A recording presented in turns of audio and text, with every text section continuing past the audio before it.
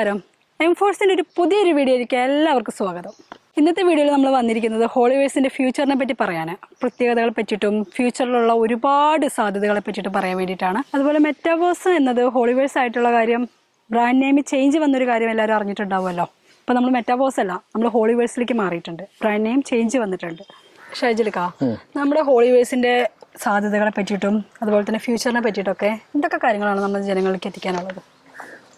ഹോളിവേഴ്സ് എന്ന് പറഞ്ഞാൽ നമ്മളിതിന് മുമ്പ് പറഞ്ഞ പോലെ തന്നെ ഒരു വേൾഡ് വൈഡ് ആയിട്ടുള്ളൊരു പ്രൊജക്റ്റ് ആണല്ലോ.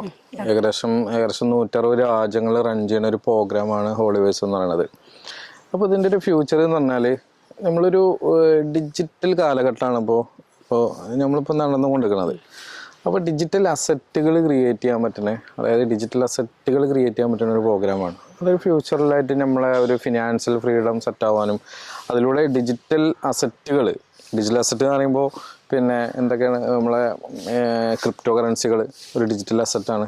അതേപോലെ NFT ഡിജിറ്റൽ അസറ്റാണ്. അതേപോലെ ഒരുപാട് പിന്നെ ഡിജിറ്റൽ അസറ്റുകൾ ഇന്ന് വേൾഡിലുണ്ട്. അപ്പോൾ നമ്മളിവിടെ പിന്നെ ഡിജിറ്റൽ അസറ്റുകൾ ക്രിയേറ്റ് ചെയ്യാൻ പറ്റുന്ന ഒരു പ്രോഗ്രാമാണ് ഹോളിവേഴ്സ് എന്ന് പറയുന്നത്. അതിൽ തന്നെ ഫ്യൂച്ചറാണുള്ളത്. ഫ്യൂച്ചറിൽ നമുക്ക് എന്താ പറയുക, അതിൽ പിന്നെ ഒരുപാട് പ്രോഗ്രാമുകളുണ്ട്. ഒരുപാട് പ്രോഗ്രാം എന്ന് വെച്ചാൽ ഇപ്പോൾ ഗെയിമൊക്കെ സ്റ്റാർട്ട് ചെയ്തിട്ടുണ്ട്. ഇപ്പോൾ ഗെയിം കളിച്ചുകൊണ്ട് നമുക്കൊരു ഡിജിറ്റൽ അസറ്റ് ക്രിയേറ്റ് ചെയ്യാൻ പറ്റും. അതേപോലെ NFT ഹോൾഡ് ചെയ്തിട്ട് എന്ത് ചെയ്യാൻ പറ്റും, ഒരു ഡിജിറ്റൽ അസറ്റ് നമുക്ക് വാങ്ങലും വിൽക്കലും ഒക്കെ നടത്തിയിട്ട് ഡിജിറ്റൽ അസറ്റ് ക്രിയേറ്റ് ചെയ്യാൻ പറ്റും. അതേപോലെ തന്നെ നമ്മളെ HC എന്ന് പറഞ്ഞ ക്രിപ്റ്റോ കറൻസി ഹോൾഡ് ചെയ്തിട്ട്, അതായത് ബൈ ചെയ്ത് സെല്ല് ചെയ്യാതെ വെച്ച് കഴിഞ്ഞാൽ നമുക്കൊരു ഡിജിറ്റൽ അസറ്റാണത്. അത് നമ്മളെ അസറ്റ് കൂടിക്കൊണ്ടിരിക്കും. അങ്ങനെ ഡിജിറ്റൽ അസറ്റ് നമുക്ക് ക്രിയേറ്റ് ചെയ്യാൻ പറ്റും.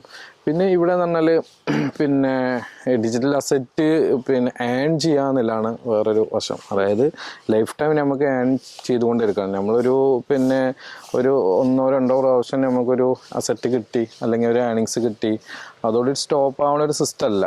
അപ്പം അങ്ങനെ ഒരുപാട് നമ്മൾ കണ്ടിട്ടുണ്ട്. പക്ഷെ ഇവിടെ എന്ന് പറഞ്ഞാൽ നമ്മളൊരു ലൈഫ് ടൈം നമുക്കൊരു ഇൻകം, അതായത് ഒരു ഏണിങ്സ് നമുക്ക് കിട്ടിക്കൊണ്ടേ ഇരിക്കണ ഒരു സിസ്റ്റം അല്ല, സ്റ്റോപ്പ് ആവില്ല. കാരണം ഇൻ്റർനെറ്റിൻ്റെ Web3 വരുന്ന പ്രൊജക്റ്റുകളാണല്ലോ. അപ്പോൾ ഇൻ്റർനെറ്റ് Web3 പിന്നെ ഇല്ലോടത്തോളം കാലം നമുക്ക് റൺ ചെയ്യുന്ന ഒരു പ്രോഗ്രാമാണ് ഓൾറെഡി സെറ്റ് ചെയ്ത് വെച്ചിട്ടുള്ളത്. അപ്പോൾ ഒരു സ്മാർട്ട് കോൺട്രാക്ട് പ്രോഗ്രാമാണ്, ഒരു ഡീസെൻട്രലൈസറാണ്. അപ്പോൾ എന്ന് വെച്ചാൽ ഒരിക്കലും അത് നിന്ന് പോകുന്ന ഒരു സിസ്റ്റം അല്ല. പിന്നെ അപ്ഡേഷൻസ് കാര്യങ്ങളൊക്കെ വരാം. അപ്പോൾ ഇവിടെ എന്താ വെച്ച് കഴിഞ്ഞാൽ അസറ്റുകൾ ഫ്യൂച്ചർ എന്ന് പറഞ്ഞാൽ പിന്നെ മെയിനായിട്ട് വരുന്ന മെറ്റാവേഴ്സ് എന്ന് പറഞ്ഞൊരു ടെക്നോളജി, അതിൻ്റെ ഡിപ്പെൻഡ് ചെയ്തിട്ട് വരുന്ന എമാന എന്നാണ് റിയൽ എസ്റ്റേറ്റ്. അതിൽ തന്നെ പിന്നെ നമ്മളിനി സൂം മീറ്റിംഗ് ഒക്കെ ഉണ്ടല്ലോ. ഈ സൂം മീറ്റിംഗ് ഒക്കെ അതൊക്കെ ഇപ്പോൾ നടത്തുന്നത് ഇനി കുറച്ച് കഴിഞ്ഞാൽ ഈ മെറ്റാവേഴ്സിൻ്റെ അകത്തായിരിക്കും. അപ്പോൾ അങ്ങനെ ആ ഒരു ഇതിൽ പാർട്ടിസിപ്പൻ്റ് ആയ ആളുകൾക്ക് എന്ത് ചെയ്യും, ഈ മെറ്റാവേഴ്സിലൂടെ നല്ലൊരു ഏണിങ്സ് ഫ്യൂച്ചറിൽ കിട്ടിക്കൊണ്ടിരിക്കും. അതായത് ഇപ്പോൾ നമ്മളിപ്പോൾ ഒരു ഉദാഹരണത്തിന് നമ്മളിപ്പോൾ ഒരു യൂട്യൂബൊക്കെ പിന്നെ ഒരു യൂട്യൂബിലൊരു വീഡിയോ ഇട്ട് കഴിഞ്ഞാൽ ആ വീഡിയോ ഇട്ട ആൾക്കും ആ യൂട്യൂബിൻ്റെ ഓണർക്കും എന്ത് ചെയ്യും, ഒരു പിന്നെ വരുമാനം കിട്ടിക്കൊണ്ടേ ഇരിക്കല്ലേ. അത് എങ്ങനെയാണ് കിട്ടുന്നത്, അത് എത്രത്തോളം വ്യൂസ് ഉണ്ടോ, ഏതൊക്കെ ആളുകൾ കാണുന്നുണ്ടോ, അത് കാണുന്നിടത്തോളം അത് ആ വീഡിയോ റൺ ചെയ്യുന്നിടത്തോളം കാലം അതിൻ്റെ ഓണേഴ്സിന് എന്ത് ചെയ്യും, ക്യാഷ് കിട്ടിക്കൊണ്ടേ ഇരിക്കും.